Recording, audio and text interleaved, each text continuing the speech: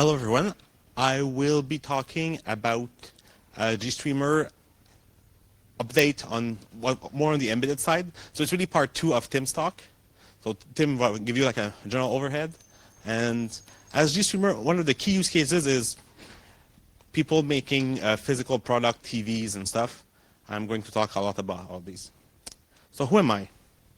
My name is Olivier Crête. I've been working at Collabora for 11 years on the GStreamer stack. FOSDEM, which is a GStreamer-based framework, a series of plugins to do video calls that we worked on a bunch of devices. That is less exciting now because everyone is doing the web thing. So I've worked on a variety of multimedia GStreamer-based products, from security cameras to TVs to cars to all kinds of things. So a very varied practice in the last decade. So what kind of embedded devices use GStreamer? So a lot of people have built them, but many more people use them and they've never heard that they were using GStreamer. So one of the most common ones are TVs, set-top boxes. I can highlight some of the probably the biggest GStreamer user on the planet is Samsung and LG TVs. All their smart TVs use GStreamer for everything that's not linear television. So any internet television on there probably goes through GStreamer. And a lot of set-top boxes from the big vendors. On the top left, you have the Xfinity box from Comcast in the US. They're kind of the biggest cable company in the world, and they build their own open source stack for the set-top box instead of buying a proprietary one. And all the media task goes through GStreamer. Basically, anytime you watch TV on a set in the US on Comcast, you're using GStreamer. There's another one that's kind of cool in the bottom right. They're the guys from UView. They're a UK company, and they also make a pretty cool set-top box. They're involved in the community, so thumbs up to these guys, and they use GStreamer also. Another one that people might not know is that when you watch a movie on the plane, it's quite likely to be using GStreamer, as both major vendors use GStreamer on Linux. And one that I think is really cool is on the space station. There's this little thing. It's a camera drone, and it flies around the space station. And it's been made by the Japanese space agency, JAXA. And it uses GStreamer for video. So we have GStreamer in space, in the air, underground. It's everywhere. In your car also, maybe, if you have the right car. So now that you know where GStreamer is used, I'll give an overview of some of the features that are new and that are related to embedded devices, that are more towards embedded devices, while Tim give you more generic ones. So, that's bad. One of the big ones is improved DMA buff support. DMA buff, it's a Linux kernel mechanism to share hardware-friendly buffers that have some specific layout between different subsystems of the kernel. So without that, you needed either some kind of specific extensions or to do a memory copy for no good reason, just because the different Linux subsystems don't really talk to each other otherwise. They're building a little bit of silos, and that helps you bring the data between the different silos in a zero copy way. Especially now that we're doing 4K, people are talking about 8K. You can't afford to copy all that memory on these tiny devices, even in the big ones. And so that's really important. One of the big improvements, so GStreamer has supported that for a while, but we've been fixing all the little components, because this is really about sharing data between all the components. So to make it work across the pipeline, we need to actually fix a bunch of little things everywhere. One of the big improvements this year is that we've added functionality to the T element. So the T element is when you have a pipeline, you have something that comes in and you want to send the same thing to two different branches. And previously, this would almost always cause a copy because it prevented both sides from negotiating the same memory layout. Now we've added a very small amount of code that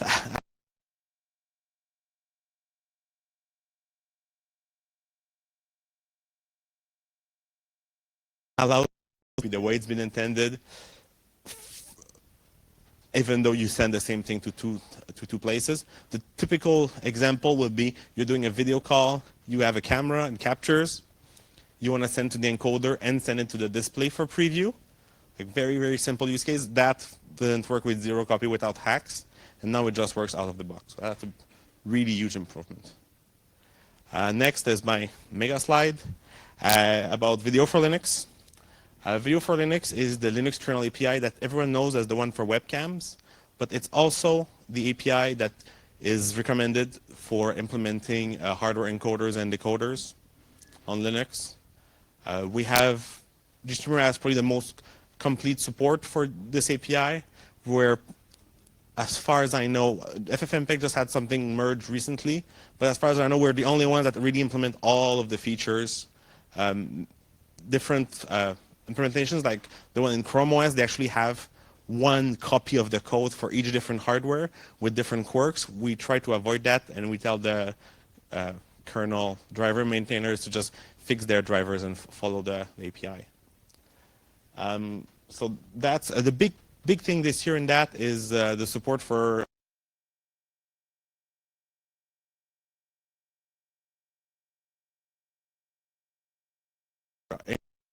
across different hardwares, and now we do. So if you have a hardware encoder, this is using a bunch of boards that have upstream support, things like this Snapdragon board 410C, but also the upstream IMX6 driver called Coda, and a bunch of these other things actually just work out of the box with GStreamer and the upstream kernel without needing any board-specific hacks. Another thing that we've changed since last year, it's a little thing, but it's really improved the lives of everyone, is that we have stable element names. So with the way the plugin works is that once you start it, it looks at the hardware that's present and generates an element for each block of hardware. And previously, we would have element be named 0, 1, 5, 25, a bit in a way that feels a bit random to the user. Now we actually decided the first one that we find for each one, we just give it the fixed name, so that you can say, well, you can say, oh, I know I have a H.264 encoder. I just do V4L2 H.264 deck. Bang, it works. You don't have to be like, it's going to be called deck 23 or deck 25, and you have no way to guess that. So it means it just works with GST launch. Another big improvement is that now we have default to DMA buff in the decoder. So that means that if you do decoder display, now it's zero copy by default on most platforms. So that's been a huge improvement. Otherwise, you had to change properties and twiddle it to make it work. It could work, and people shipped it, but it was a lot of work for nothing. Now we have all of the clean negotiation, so it should just work. I think that was merged very recently in the last weeks, is the ability to change resolutions at runtime for the decoder. So previously, if your encoded stream changed resolution, you had to stop the entire pipeline, stop the decoder.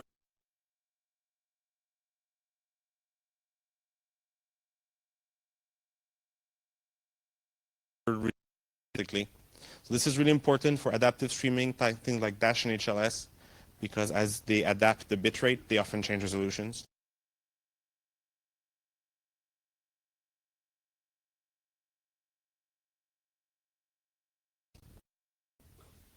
So these are the main ones on the video for Linux side. Next, KMS. So KMS is the Linux API to display things on the screen. On the desktop, we mostly use it through a Wayland or through a compositor or through a GL stack. But on many embedded boards, you just want to show video full screen or show video in a rectangle. And you want it to be as efficient as possible. You want to keep the GPU off, or maybe not touch the GPU at all. Maybe you don't have a GPU. And so in these cases, you use the KMS API directly, and GStreamer has a plugin for that. And it has been improved quite a bit last year, as it was merged, I think, last year, 2 years ago. Anyways, and there's been a lot of people actually using that. One of the big improvements is that now it proposes hardware buffers from the sink, so that you can have a software decoder write to a buffer that can be directly displayed on the sink. This uses dumb buffers, which is like the more basic ones because we can't negotiate others yet. We added video overlay support. That means that you can actually say, I want something else than full screen. It's kind of a big thing. So you can do things like simple picture-in-picture, which are quite used in embedded boards. It now supports a lot more formats and devices out of the box. Sadly, the KMS API is not fully generic across devices, so we actually have we have a whitelist of devices that are known to work and what it works. So that is a big one, and also a lot less bugs. There's been a lot of bug fixes there because people actually use that stuff now that it's upstream, and that has been a huge improvement. Now it just works most of the time. Next one is something called OpenMax. OpenMax is tried to be GStreamer designed by a committee of large corporations. Sadly, none of these corporations actually use it anymore, except for Android. So OpenMax is, as far as we know, it's dead upstream. The committee has not met in 5 or 6 years. There was a draft 1.2 that was rejected by the Kronos senior board, and now it's not going anywhere. So just don't use it if you can. Sadly, we have to because embedded vendors have proprietary code and there's OpenMax plugins, and often it's the only way to access the hardware. So we've been working on improving support for some of these. The Xilinx one now is quite good. We have pretty complex 4K H.265 use cases with a lot of extensions, with DMA buff support and everything. So that has been something that Guillaume there has been working. We have support for Tizonia. Tizonia is an open source OpenMax implementation that is not as terrible as the Bellagio OpenMax implementation. But still, why do they do that? I don't know why. But someone is actually adding support for this to GStreamer. And Tizonia, they've implemented some of the features of the rejected 1.2 draft that fix some of the worst problems with OpenMax. And we've also added more. The OpenMax standard defines a bunch of properties that encoders have. We had very few in GStreamer. We basically only had the bitrate. Now a bit more have been implemented. I should mention this is all about OpenMax IL, the intermediate layer. There's also OpenMax AL and DL, and no one uses them.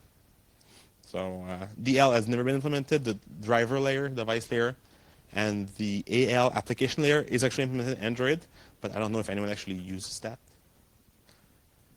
So basically, OpenMax now is the Android API, and people just write OpenMax elements that do the very minimum to work in Android, and that's it. Don't do that. And there's been a couple more things on embedded OpenGL support. The big one this year is that we have support for the Vivante proprietary driver for IMX6 boards. That's quite used in automotive. This allows them to have higher performance drawing on the screen, basically. Also, as Tim mentioned, the OpenGL API in GStreamer, after 10 or 15 years of development, it finally has a frozen API, so you can use it without the fear that it's going to all be rewritten next year. That's also, yes. We can also export DMA buff from the OpenGL stack to push it into a different application, for example. So you can generate the DMA buff from a texture inside the GStreamer pipeline, and then push that to the next process or something like over DMA buff. So Tim mentioned this quickly. I'll mention it too because I think it's really cool. It's a mechanism to split the GStreamer pipeline into 2 processes or more. So you can take a sink or a bit of pipeline that acts as a sink, that's the N, and put it in a different process and have it act as if it was a slave of the first one. So this is really useful because some proprietary APIs for video decoding display need to run as root. Basically, it's been done. They're basically, if they could make you put all your code in the kernel, I'm sure they would. but so they're like, this is just a hardware. It's all of ours, so we don't care about security. So some people care a bit more, especially now that you have internet video. So you can have the part that does all the networking and separate it from the part that does the video decoding that touches the hardware. It's kind of neat. It's very easy to use. Some little thing, something I discovered this week when I was reading the Git logs preparing this talk, is that the RTP H.264 and H.265 decoders can now take the memory from the downstream element, the next element in the pipeline, and write directly in it. This means that if you have a hardware decoder that needs linear memory or some kind of CMA or something special, you can have it allocate the memory, and just the DP loader will just write directly in it. RTSP source finally uses the regular debugging system. So in the near future, we have DRM modifiers are coming. This is another thing for zero copy, is to use memory that is like tiled or weirdly compressed, so that GStreamer doesn't know anything about, but we can at least connect it between decoders and sync. I have an intern working on testing GStreamer on embedded boards automatically. Right now our CI is only on PC. We'd like to have it work on embedded, and maybe V4L2 stateless codecs. Any questions? Yes.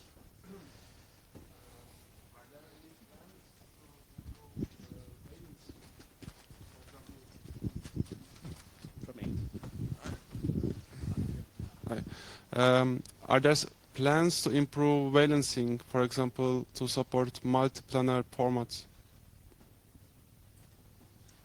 Can I answer this one? To support what? Sorry? Multi-planar pixel formats. Yeah, I think Nicolas right behind you can answer. He's working on that.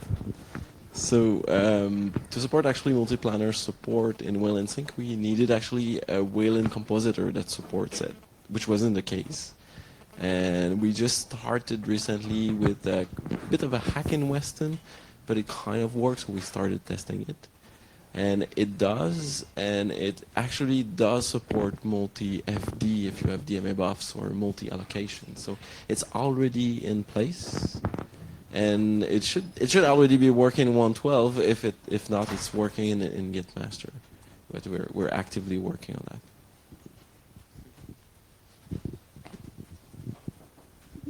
Any other question? In the back.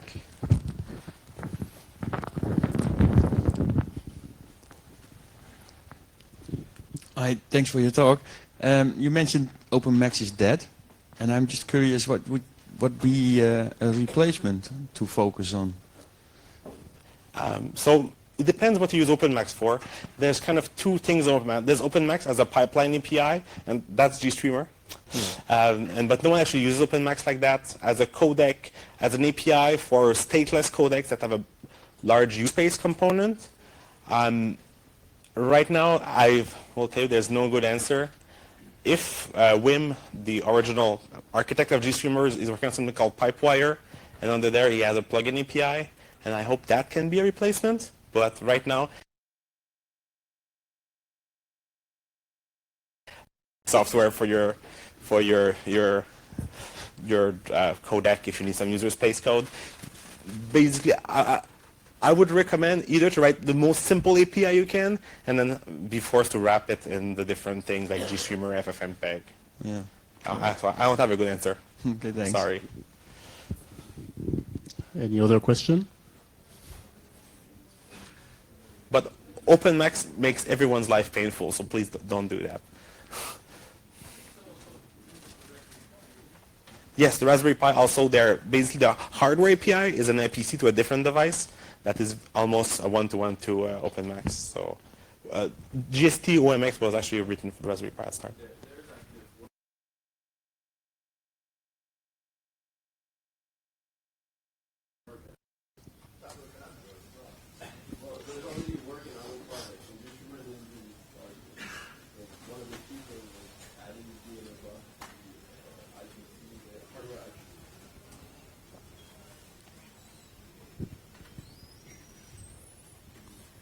All right. Any other question? Yeah. Yep. WebRTC on embedded devices? You mentioned that there were some problems. Yes. No. It should just. I haven't actually tried the new WebRTC bin, but I suppose it works.